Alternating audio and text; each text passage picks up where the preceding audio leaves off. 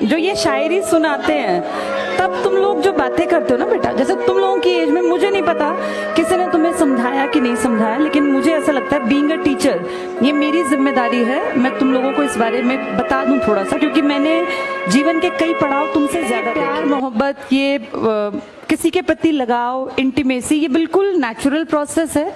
इसमें ऐसा नहीं है कि सिर्फ तुम ही इस उम्र से गुजर रहे हो, तुम्हारे पेरेंट्स, तुम्हारे दादा दादी, हम, अब अगली पीढ़ी तुम, ये एक एहसास है। लेकिन ये खूबसूरत एहसास बेटा कई लोग बहुत गलत तरीके से सोसाइटी में पेश करते हैं। जैसे इंटीमेसी होना, किसी के प्रति लगाव होना, किसी को हम बहुत ज्यादा पसंद करते हैं, ये खूबसूरती भरे एहसास हैं।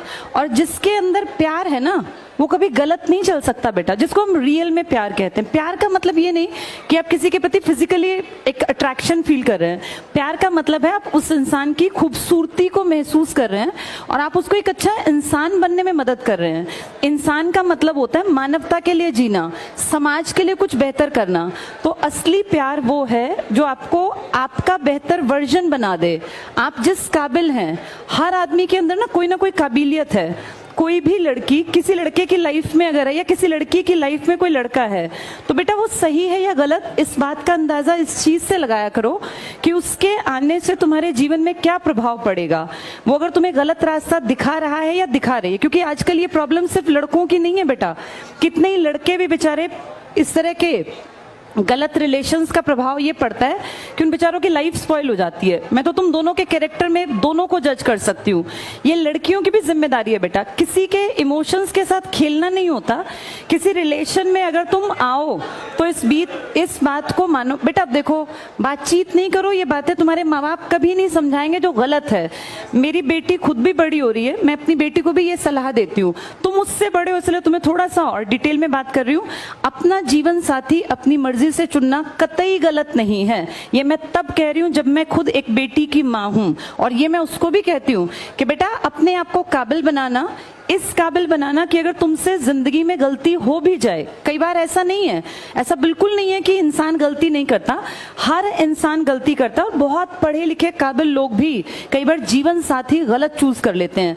तो इसका ये मतलब नहीं कि अपनी जिंदगी को नरक बना के काट दें, लेकिन जब आप अपने जीवन साथी का चयन करें तो इस बात का ध्यान रखें कि ये जिंदगी सिर्फ 2 दिन की नहीं है। आपको उस जीवन साथी के साथ अपने, जब आप सामने दिखाते हैं ना बेटा, जब हम किसी रिलेशन में होते हैं तो हम बेस्ट बन के दिखाते हैं। आप सबसे बेहतरीन कपड़े पहन के जाएंगे, आप पूरा स्मार्ट बन के जाएंगे, लेकिन जब आप घर में होंगे तो आपकी जो रियलिटी है उस इंसान को वो भी देखनी है कि आप घर में किस तरीके से रहते हैं, आपकी जबान कैसी, आप बातें कैसे करते हैं। तो इसलिए किसी रिलेशनशिप में जब आओ तो इस बात को समझ के आना कि ये 4 दिन निभाने का रिश्ता नहीं है, ये जिंदगी भर निभाना है। और इसके बाद आपकी जो अगली पीढ़ी तैयार होगी, आप दोनों के अंदर वो गुण होने चाहिए जो अच्छे इंसान हम समाज को देके जाएं। ये 4 दिन में किसी की शक्ल देख के कोई अच्छा लगना, या महज किसी के पास बाइक है या गाड़ी है इसलिए कोई अच्छा लगना, ये लड़के लड़की दोनों के लिए कह रही हूँ, ये ठीक नहीं है बेटा। ठीक ये है कि मैं खुद काबिल बनूं, ये सब लड़कियों के लिए लड़कों के लिए भी है। अपने आप को काबिल बनाओ। एक काबिल जीवन साथी अगर नहीं है, कोई काबिल कोई पैदा तो नहीं होता, सब बनते हैं। जब मैं और परिमल सर रिलेशंस में थे, अफेयर में थे, तो ऐसा नहीं है कि हम लोग सिर्फ ये फिल्मी बातें करते थे, हम दोनों साथ रह के पढ़ते थे। मैं मैथ्स में महाबुद्धू थी, मुझे मैथ्स कभी समझ नहीं आया। ये कहीं ना कहीं मेरा एक बचपन में एक डर बैठ गया था मैथ्स के टीचर का, जबकि मैं बाकी सब सब्जेक्ट्स में बहुत परफेक्ट थी। मेरे साइंस में 100 में से 95 नंबर थे। तब CBSE में 25 नंबर का इंटरनल पेपर होता था और 75 नंबर का बाहर का। मैं आपको ये बताना चाह रही हूँ कि जो कमजोरी थी ना, मैंने अपने, जब मेरा और सर का अफेयर था तो उस कमजोरी को बेहतरी बनाया। मेरे DSSB में 20 में से 20 नंबर का मैथ्स आता था, अभी भी 20 का ही आता है वहां, मेरे 12 नंबर आ गए थे, 12 या 14 के आसपास। मतलब जो लड़की 0 थी मैथ्स में, और मैं कभी मैथ्स करके ही नहीं आती थी, मुझे लगता था इसमें मुझे कुछ नहीं आना, उसमें मैंने अपने अफेयर के दौरान इतनी इंप्रूवमेंट की कि मैं उस 0 से और 20 में से 12 या 14 तक पहुंच गई। ये बता रही हूँ आपको कि आप जिस रिलेशन में है ना, वो आपके बेस्ट को बाहर निकाले तो आप सही इंसान के साथ हैं। और अगर आप किसी भी लड़की के साथ हैं या किसी लड़के के साथ हैं जो आपको पढ़ाई से हटा रहा है, तो ये रिलेशन आपके फायदे का नहीं है बेटा।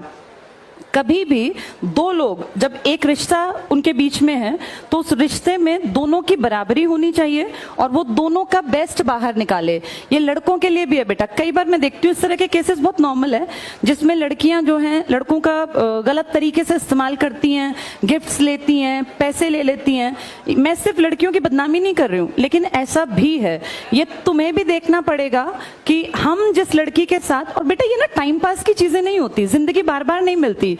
ये 20 से लेके और 25 साल तक आपका करियर बिल्डिंग का भी टाइम होता है मेन, और इसी टाइम पे एक नेचुरल प्रोसेस है, आपको ऑपोजिट जो भी होगा वो पसंद भी आएगा। तो इस चीज में एक बैलेंस बना के चलना आपकी जिम्मेदारी है। लड़कियां किसी भी रिश्ते में तब बंधें जब वो उसको निभा सकें। ऐसा ना हो आप किसी के साथ बहुत ज्यादा इंटीमेसी में है, रिलेशन में है, फिर जब आपको एक स्टेज पे आके आप कहें कि नहीं मुझे अपने पेरेंट्स के अकॉर्डिंग चलना पड़ेगा। पेरेंट्स के अकॉर्डिंग चलने में बुराई नहीं है, पर बेटा किसी भी रिश्ते में किसी को इतना हद तक इन्वॉल्व ना करना जिससे उसके परिवार का जीवन तबाह हो। कई बार ऐसा सुनने में आता है किसी लड़के ने सुसाइड कर लिया। किसी लड़की के लिए मरने की किसी को जरूरत नहीं है, ना ही किसी, लड़कियां वैसे मरती भी नहीं है, लड़के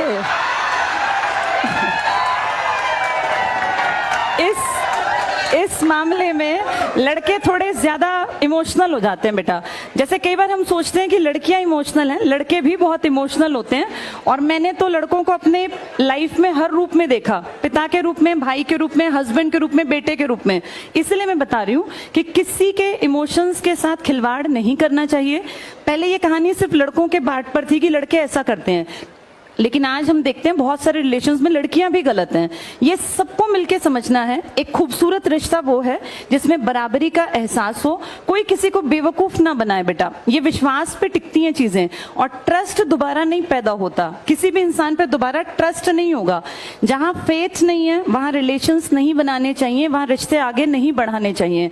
रिश्ता सबसे खूबसूरत वो है जो आपके बेस्ट को बाहर निकाले। अगर आपको कोई पढ़ाई से रोकता है, कोई आपको ये कहे कि भाई चलो चैटिंग कर लेते हैं, पढ़ाई बाद में हो जाएगी, तो वो तो ये सोचो तुम्हें पीछे ले गया वो, चाहे वो लड़का है चाहे लड़की है।